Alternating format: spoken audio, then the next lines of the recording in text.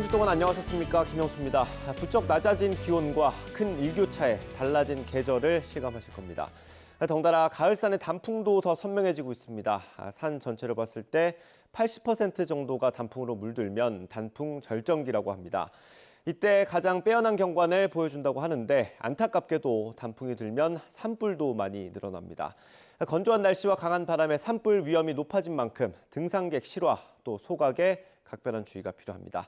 오늘 시민데스크는 13기 시청자위원회 첫 정기회의 소식으로 준비했습니다. 새롭게 정비한 시청자위원회 모습 화면으로 만나보시죠.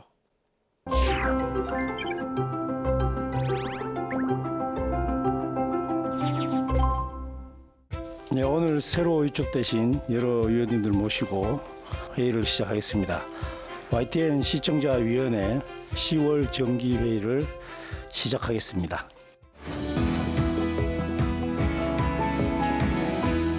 (10월 8일하고 9일에 걸쳐서 이틀에 걸쳐서 아리랑 6호하고 차세대 중형 위성 2호에 대한 600억 손실에 대한 보도가 있었습니다. 근데 제가 이제 좀 약간 우려스러웠던 건 뭐냐면 10월 9일 날 이제 그 후속 보도를 하시면서 러와 10년 위성 발사 계약 고육지책 해놓고 누리호 활용과 엇박자라는 이제 제목이 있었습니다. 그 내용을 보면 이제 누리호만 활용을 하겠다라는 그 정부 방침하고도 어긋난다라고 얘기를 하셨는데 사실은 그게 사실관계가 조금 다른 부분이 있어서 말씀을 좀 드립니다. 기사에는 이제 누리호를 왜 사용을 못하느냐라는 게 언급이 안 돼 있어요. 이유가 안 돼 있고 원래 그 위성을 이제 하려면은 거기에 그거를 실을 수 있는 위성의 크기, 무게, 그리고 또 우리나라는 아이타르라는 이제 국제 그 규약이 적용이 됩니다. 그래서 미국에 있는 그 부품을 사용을 하면 자국 내 발사체에 실을 수가 없어요. 그런 규약이 있기 때문에 그러한 것들에 대해서 조금 더 깊이 들어가셔서 말씀을 해주셨으면 시청자 입장에서는 조금 더 이해폭이 넓어지지 않았을까라고 얘기를 말씀드리고 거기에 이제 쿼테이션을 따오신 게 이제 국무총리의 말씀을 따오셨는데 사실은 그 국무총리의 말씀은 이게 누리호만 활용하겠다라는 그 말과는 좀 거리가 멉니다. 무슨 얘기냐면 외국에서 전수가 안 되기 때문에 실제로는 여기에서 우리가 누리호를 적극적으로 활용할 수 있는 방안을 찾아 보겠다라는 거지. 아까 말씀드린 그런 제한 조건 때문에 어쩔 수 없이 우리가 위성을 해외에서 발사할 수밖에 없는 상황이 굉장히 많거든요.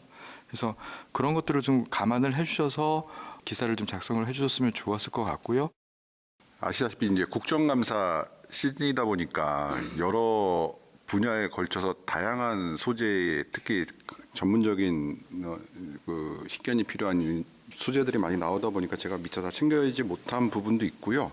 아까 말씀 주신 그 두 번째 부분은 저도 다시 찾아보니까 좀 국무총리 인터뷰 부분은 어떤 맥락인지 저도 선뜻 이해가 되지 않는 측면이 있네요. 그래서 그 말씀 주신 부분은 겸허하게 제가 수용하고 사실관계를 면밀히 파악해서 기사를 작성할 수 있게 소통을 해서 주의하도록 하겠습니다.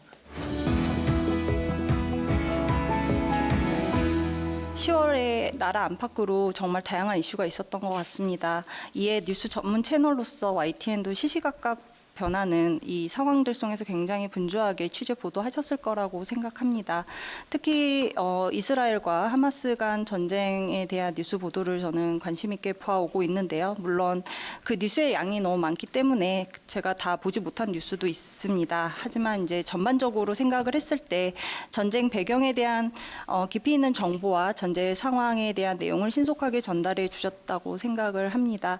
전쟁 보도에 있어서 우려되는 부분 중에 하나가 아마도 전쟁에서 일어나는 잔혹 행위들에 대한 묘사가 종종 지적이 되곤 하는데요. 10월 18일 뉴스에서 YTN 이스라엘 리포터를 연결해서 전쟁 현장에 대한 이야기를 들을 수 있었습니다. 리포터께서 굉장히 절제된 표현으로 상황을 설명해 주셨습니다. 그래서 매우 잘 이렇게 선정적이지 않게 잘 보도를 대체적으로 잘 해주셨지만 시신 훼손이라는 표현에서 조금 묘사가 다소 자극적이지 않았나라는 생각이 들었습니다. 현재까지 크게 문제를 저는 발견하지 못했지만 계속해서 주의를 해주시면 좋겠다라는 생각을 했고요. 분쟁의 당사자들의 입장을 균형 있게 담아내고 더 나아가서 어떤 그 배경까지도 짚어내려는 노력, 뭐 이런 것들 더 나아가서 이제 뭐 저희의 시각으로 다시 한번 평가하는 과정들 이런 게 완결적으로 이루어져야 되는데 사실은 지금 접근 자체가 어려운 상황에서 또 정보 소스에 대한 그 신빙성을 둘러싸고 계속 논란이 있는 상황이어서 좀 애로가 많은 게 사실이고 어린이 시신 참수 부분이 처음에 언론에 보도가 나오고 저희도 뭐 이제 확인해서 그 표현을 썼다가 또 이제 급하게 자극적이고 이래서 바꾸긴 했는데 국제부에게는 아무튼 최대한 신중하게 천천히 라고 계속 주문을 하고 있습니다만 근본적으로 이 딜레마를 어떻게 해결할지는 저도 지금 뾰족한 답은 없는데 계속 고민을 좀 이어나가도록 하겠습니다. 보통 경제가 어렵다는 얘기를 여러 언론에서는 일반적으로 뭐 지표라든지 수출 실적 발표될 때 파편적으로 보도하시는 게 일반적입니다. 근데 YTN에서는 지난 추석 연휴부터 해서 이달 초까지 우리 경제 현주소와 나아갈 방향을 짚어보는 기획 시리즈를 통해서 가계부채 문제, 또 청년 고용 문제, 이런 문제 지적부터 대안 제시까지 일정 부분의 취재 역량을 굉장히 할애하셔서 잘 보도해 주셨다. 그리고 경제 전문가가 나오셔가지고 OECD의 잠재 성장률 1%대 이 전망을 갖고 이게 갖는 의미나 우리 경제에 주는 경고 이런 부분에 대해서 아주 쉽게 잘 풀어서 설명해 주셨고 이런 일련의 보도들이 요즘 같은 시기에 굉장히 시의적절하다라는 느낌을 받았습니다. 아쉬웠던 점은 문제 인식은 굉장히 좋았는데 그래서 뭘 어떻게 해야 하는데 라는 대안 제시에 있어서 수출 다변화 같은 다소 담론 수준의 이야기가 좀 줄을 이뤄서 뾰족한 느낌이 좀 부족하지 않았나라는 생각이 들었습니다. 만일 경제 성장률을 구성하는 세 가지 요소, 이게 이제 노동, 자본, 생산성 이런 부분을 좀 팩터별로 기업 입장에서 실질적이고 구체적인 대안을 제시했더라면 보다 더 가치 있는 보도가 되지 않았을까라는 생각을 해봤고요.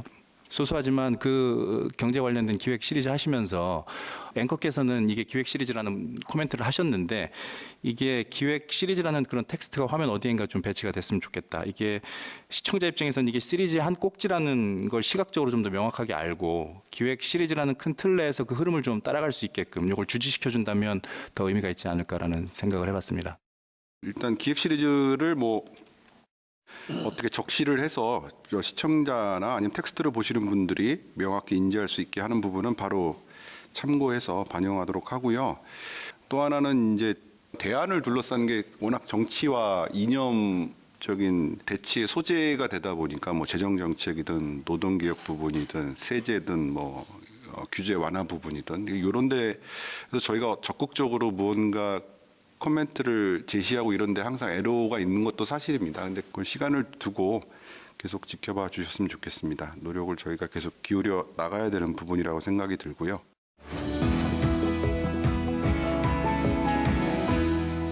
지난 10월 23일에 지상파 드라마 임금 격차 2,000배 노동 사각지대의 단역 연기자 심층 보고서에 대한 그 보도가 있었습니다.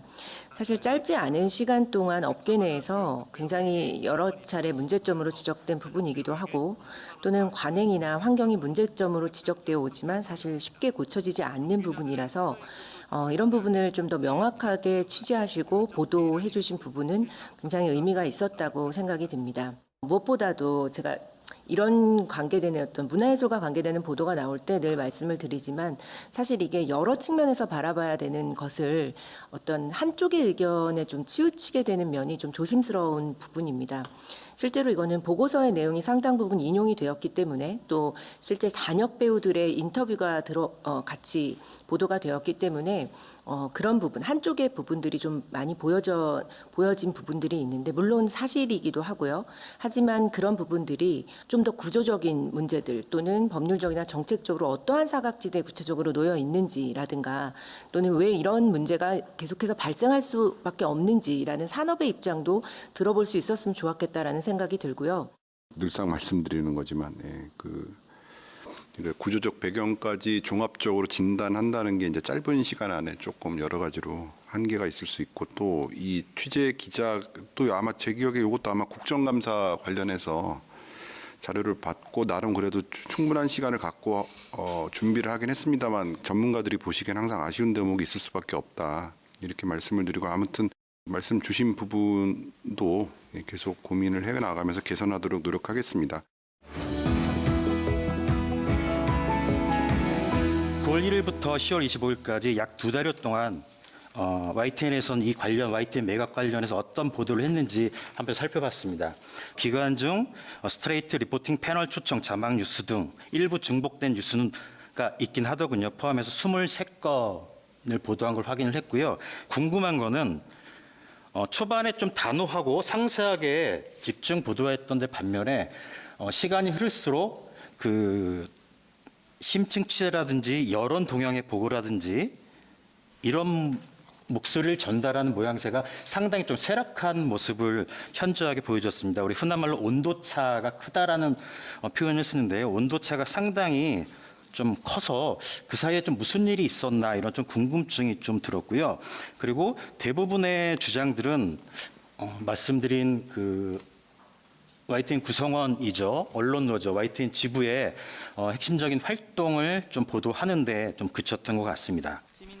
여러 차례 보도에서 그 앵커나 그 기자 멘트에서 언론계는 물론 시민단체 학계 등의 반발도 거세질 전망이라는 표현을 여러 개 썼습니다. 결정적으로 시청자의 목소리는 이 와중에 어디로 갔는지가 저는 가장 좀 의문스럽습니다. 물론 시민단체는 대다수 시민들의 목소리를 대변한 단체이긴 하지만 앞서 말씀드린 데이터에서 보면은 민원연 2건 그리고 언론개혁 그 시민연대 2건 말고는 시민의 목소리는 정확하게 드러나 있지 않았었군요. 그 부분은 제가 겸허하게 수용을 하고 또 특히 아까 말씀 주신 시민의 목소리를 담아내는 부분들 그러니까 어떤 방식이 될지 모르겠습니다만 그 부분도 계속 고민을 이어 나가겠습니다. 17일 뉴스나이트에서는 그 후반부에 갑자기 뉴스를 보고 있는데 그 의사협회 긴급회의 결과 발표가 나오더라고요. 처음부터 끝까지 보도가 됐습니다. 이 발표 뒤에는 복지부 장관의 입장 발표, 이어서 필수 의료 부족 문제 등 의대 정원 확대 추진 배경을 기자가 이제 보도를 했는데요. 저희 소비자 단체들이 의료 소비자 운동을 많이 하기 때문에 한국 의료계 문제점에 대해서 나름 파악하고 있습니다. 국민의 건강권 그리고 안전과 생명보다 자신들의 이익을 더 앞세우는 것으로 보이는 의사협회의 일방적인 그리고 집단 이기주의적인 입장을 처음부터 끝까지 시청자들에게 알릴 필요가 있었나 하는 생각이 들었습니다. 아무리 현재 국민들의 관심이 높은 사안이라고 하더라도 다른 집단이나 협회 등의 이런 긴급회의 결과 발표를 처음부터 끝까지 중계하는 경우는 드물지 않았나 생각이 됩니다. 필수 의료 혁신을 위해서 물론 의대 정원 늘리는 것 말고도 해야 될 게 많지만 의대 정원을 적정하게 늘리지 않을 경우 국민의 건강권이 위기에 놓이는 상황에서 정부가 의사들의 반발에 밀려서 애초 계획과 달리 의대 정원을 소폭 늘리는 데 그치지 않도록 YTN이 향후에도 관심을 갖고 보도해 주시기 바랍니다. 저희가 워낙 라이브를 많이 하는 채널들이다 보니까 특정 이슈가 발생했을 때 이해 당사자의 한쪽이 워낙 뉴스성이 있다고 판단되면 그 자체로 일단은 라이브를 하는 경우가 꽤 많아서 거기에 대해서 다른 의견을 갖고 계신 분들 쪽에서 이제 문제 제기가 항상 들어오는데 그 자체로 분명히 뭐 제기할 수 있는 문제고 당일에도 이걸 할 거냐 말 거냐에 대한 그런 문제의식은 있었다. 다만 저희는 뉴스성이 있다고 판단했고 그것을 추후에 이제 리포트나 아니면 다른 출연 같은 걸로 어떻게 보완을 해나가느냐 쪽으로 고민을 좀 더 많이 집중했다는 말씀을 드리고 싶고요. 최근에 이제 수원 전세 사기 사건 관련돼 가지고 피해자 대표 나와서 그 피해 입은 상황과 어려움을 이야기하면서 나중에는 그 구제책 있잖아요. 어떻게 하면 구제받을 수 있는가 이런 것까지 참 나간 것이 굉장히 좀 좋았습니다. 법률가 입장에서 그 부분이 실제로 피해가 발생했다는 부분에 그치지 않고 어떤 식으로 구제가 되는지 이 부분이 참 좋았고 지금 뭐 영풍제지라든지 얼마 전에 이제 굉장히 주가 조작 사건 나가지고 완전히 그 피해자가 많이 양산되지 않았습니까? 이제 그런 부분에 있어서도 피해자들이 어떻게 구제받을 수 있는지 이제 이런 부분이 조금 더 좀 보도가 되었으면 좋겠다는 생각이 들었습니다. 그리고 제가 이스라엘하고 하마스하고 전쟁을 지금 하고 있는데 초기에 이제 시간대가 좀 정확히 특정이 안 되지만 중동 전문가가 나오셔가지고 그 여러 가지 이제 정세 분석을 해주시더라고요. 근데 이제 제일 마지막에 이제 앵커가 질문하신 게 뭐냐면 이 사례에서 이제 우리나라한테 반면 교사를 삼아야 될 게 뭐냐 이런 질문을 하셨어요. 근데 이제 그 전문가께서 뭐라냐고 하셨냐면 북한의 비상 공습에 잘 대응을 해야 된다 이렇게 말씀을 해버리시더라고요. 그래서 좀 질문이 이렇게 이제 하마스와 이스라엘하고 충돌되었을 때 우리가 북한하고 관계에 있어서 물론 뭐 여러 가지 관계에 대해서 생각이 다를 수 있지만은 우리는 어떤 식으로 충돌을 피할 수 있겠느냐 뭐 이런 식으로 좀 질문이 갔으면 조금 더 알찬 대답이나 좀 그랬을 건데 비상공습이란 말이 참 좀 들으면서 좀 약간 씁쓸했었습니다.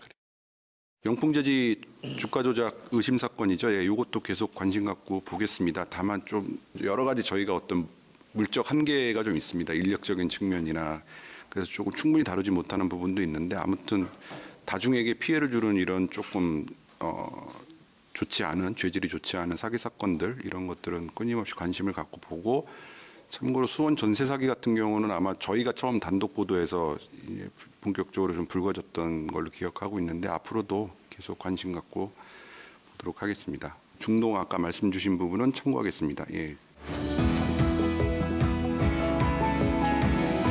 YTN 더 뉴스에서 방송한 나는 울고 있는데 웃더라 성폭행 40대 피해 여성 증언이라는 이름으로 10대 소년범죄 관련된 집중 보도에 대한 의견을 드리고 싶은데요. 보도에서는 각 범죄의 심각성, 그리고 양상, 그리고 해당 범죄가 적용될 수 있는 관련 법령, 그리고 피해자 보호 대책 현황과 방향에 대한 관련 전문가와의 대담을 통해서 정보를 심도 있게 제공해줬 긍정적인 측면이 있다고 생각하는데요. 그러나 이제 아쉬운 부분이 이제 두 가지 있었습니다.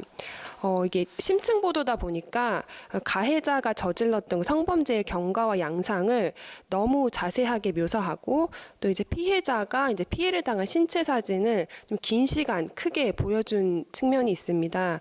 그렇기 때문에 이 범죄의 극악성 자체가 너무 필요 이상으로 강조된 측면이 있지 않은가 생각이 들었는데요. 또한 보도 장면에서 표제열을 중학생, 그리고 무서운 10대 등으로 뽑고 가해자의 연령대를 지나치게 강조했다는 인상을 받았습니다. 이는 한 범죄 사건이 갖고 있는 구조적이고 다층적인 양상 그리고 원인을 좀 경시하고 특정 집단에 대한 편견과 차별을 심화시킬 수 있는 계기가 제공될 수 있다는 점에서 조금 우려스러웠습니다. 마지막으로는 제가 오늘 여성 단체를 좀 대표해서 나왔기 때문에 성별 다양성에 대해서 의견을 드리고 싶습니다.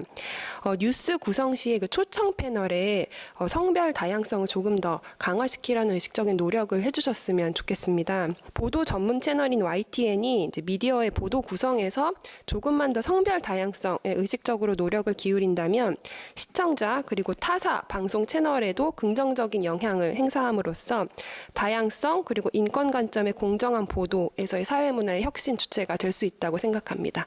고민스러운 이 선정성 부분인데 자극성 이거 자체에 대한 이제 그 좀 주관적인 판단들이 다 있으시기 때문에 논쟁이 안에서도 뉴스룸 안에서도 있는데 그렇게 보셨다면 다시 한번 보고 되짚어보고 주의할 부분이 있는지 찾아보도록 하고요. 현실적인 섭외의 한계는 분명히 있는데 장기적으로 이런 지향점을 가지고 교정을 해 나가야 된다라는 문제의식에는 전적으로 동의하고 있고요. 예, 오늘 특별히 또 말씀을 주셨으니까 다시 한번 그건 가슴속에 담아놓고 조금 전진적으로 교정해 나가도록 하겠습니다.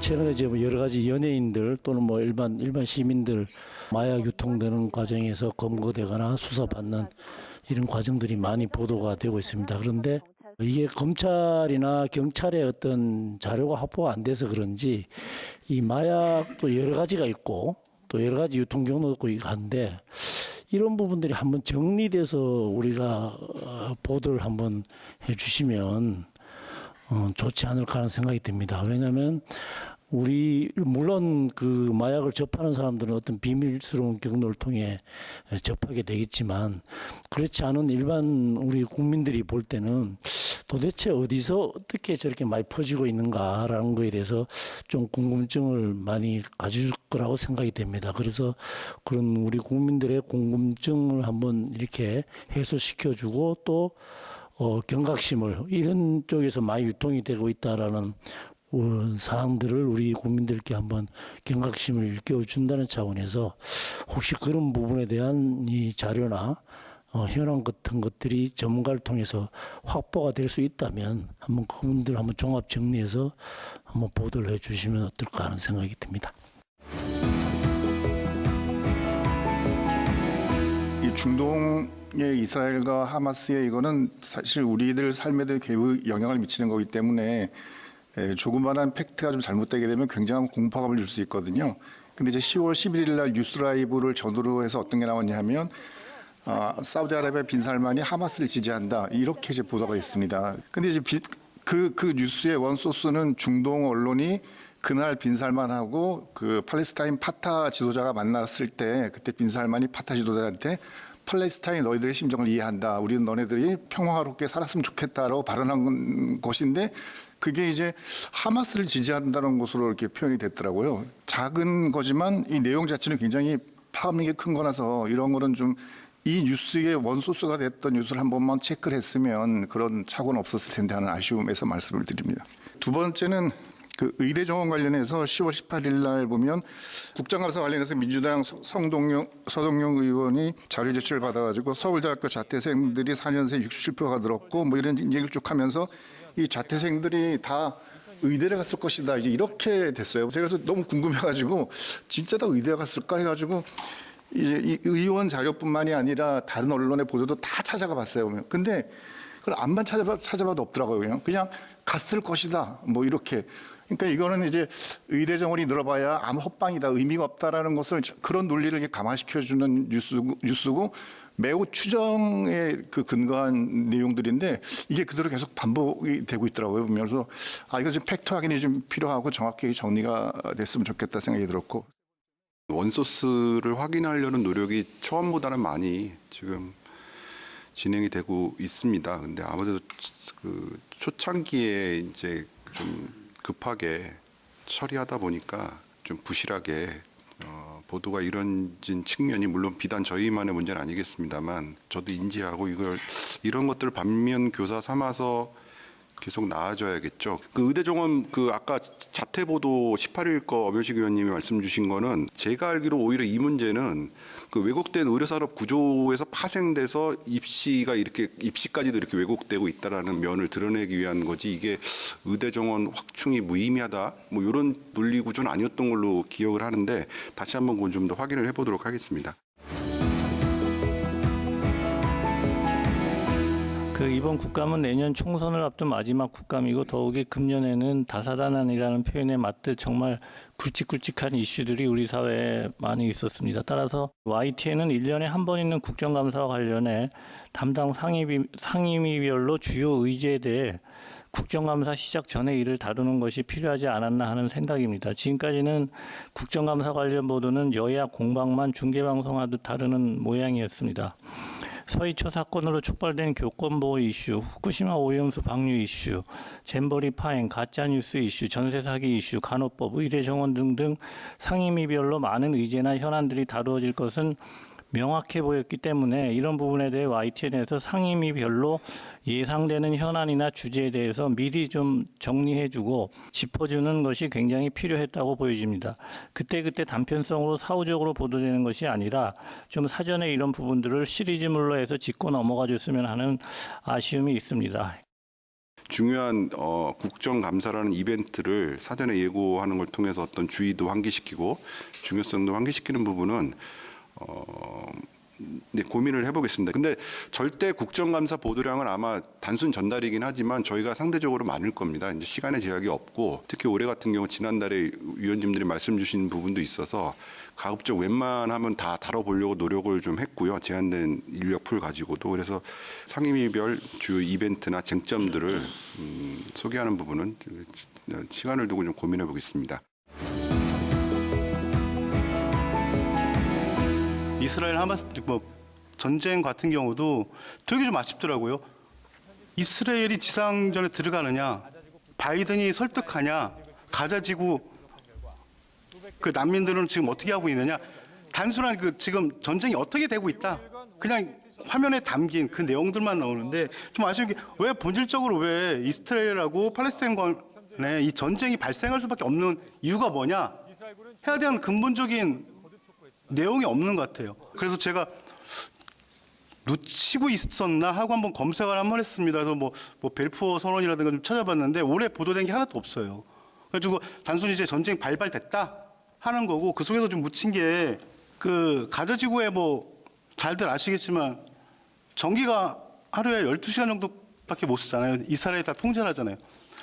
그런 상황이었는데 전쟁이 났고 지금 물자 통닭하고 있는 상황에서 팔레스타인 난민들이 생활이 되게 비참할 거란 말이에요. 여기에 대한 좀 보도가 좀 덜하지 않느냐 하는 거고요. 그리고 또 하나가 이제 그 럼피스킨 병인데 전 이번에 처음 알았습니다. 소에도 저 럼피스킨 병이라는 게 있구나. 저게 발생했구나 서산부터. 근데 럼피스킨 병이 뭐지? 기사에 안 나오더라고요. 제가 인터넷 들어가서 이제 다시 봤는데 거기 한 줄 나오더라고요. 바이러스 뭐 목이라든가 흡혈에 의한 바이러스병이다. 이건 한 줄 나오는데 기사에서 제가 듣지를 못한 것 같아요. 좀 구체적으로 그 사건이 그 병이 발병한 이유 그리고 매물 처리됐을 때 농가들에 대한 지원책이라든가 이게 그 먹거리에 미치는 뭐 다른 물가라든가 미치는 영향은 어떻게 되는가 하는 좀 심층적인 보도가 좀 YTN을 좀 해야 되지 않느냐 하는 좀 바람이 좀 있습니다. 아마 출연 등을 통해서 일부 해소는 됐을 텐데 그 충분히 저희가 기자들이 관성적으로 좀 빨리 처리하다 보니까 그 충분히 배경이나 아니면 최소한의 그 이해를 도울 수 있을 만한 단서들을 제공하는데 좀 게을리하는 면이 있다. 이 부분은 제가 부정하지는 않겠습니다. 그래서 그런 부분에 대한 이해를 더 많이 제공하려고 노력해야 된다는 게 저희의 이제 의무다. 그 노력을 더 기울여야 된다. 이런 부분에 대해서는 저도 공감하고 더 저희 구성원들과 고민을 해나가겠습니다. 2028년 수능 개정안과 관련된 보도 말씀드리고자 합니다.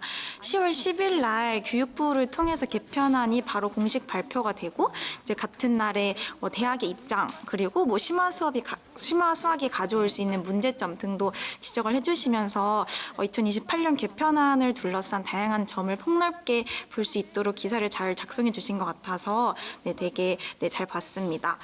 다만 왜 2028년 수능부터 달라지게 되는지 그 이유에 대해서 함께 언급을 해주었으면 조금 더 이해하는 데 도움이 되었을 것이란 생각을 하게 되었습니다. 물론 10월 15일 날 YTN 뉴스와이드에 장상윤 교육부 차관이 출연하셔서 25분 동안 앵커님과 대화를 하시면서 자세히 다뤄주시긴 하셨지만 10월 10일 날 보도에는 해당 내용이 빠져 있었어요. 그래서 보도를 할 때 왜 이 특정 연도부터 되게 됐는지 시행 배경 관련해서 맥락을 언급해 주시면 좋을 것 같다는 생각이 들었습니다. 그리고 마찬가지로 10월 10일 보도에서 현재 내신이 9등급에서 주 5등급으로 개편이 되는 이유에 대해서도 언급이 되었으면 하는 아쉬움이 들었는데요. 2025년부터 마찬가지로 고교학점제가 시행이 되어가지고 특정 과목을 선택한 학생 수가 12명 이하로 떨어지게 되면 4%에 해당하는 1등급에 해당하는 친구들이 하나도 없어지기 때문에 교육부가 내신을 5등급 으로 만화하기로 했다라는 배경을 같이 설명해 주셨으면 평가 정책에 대해서 시청자분들이 조금 더 의견을 형성하고 보완점을 생각하는 데 도움이 되었을 것 같다고 생각이 들었습니다. 시장에 어떤 영향을 그러니까 5등급으로 줄어들면 사교육이 늘어나는 거야 줄어드는 거야 뭐 특목고가 활성화되는 거야 이거 이제 하나씩 계속 나오고 있을 겁니다. 제가 특별히 주문하기도 했었는데 좀 더 다각도로 조명할 수 있도록 계속 좀 부족하지만 노력을 계속 기울여 나가겠습니다. 이것으로서 오늘 13기 시청자위원분들로서 첫 회의인 YTN 시청자위원회 10월 정규회의를 모두 마치겠습니다. 여러분 모두 수고하셨습니다.